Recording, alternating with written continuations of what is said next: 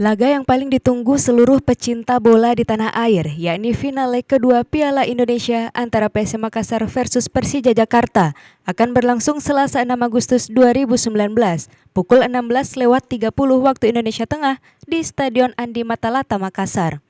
Pelatih kepala PSM Makassar dari J. Kalezik mengatakan, para pemain sudah sangat siap sejak 10 hari yang lalu saat pertandingan harus ditunda.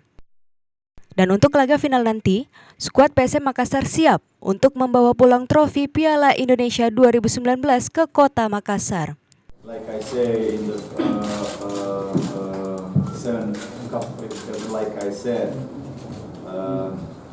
couple of days ago when we need to play first game, I'm very proud of my players that they create a situation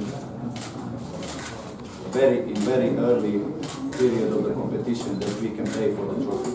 Seperti yang saya ucapkan sebelumnya di 2 hari yang lalu, di mana seharusnya pertandingan ini dilangsungkan, bahwa saya sangat bangga kepada pemain-pemain saya bahwa mereka membuat situasi ini terjadi di periode awal dari musim ini. Kita sudah bisa memainkan pertandingan untuk mendapatkan trofi.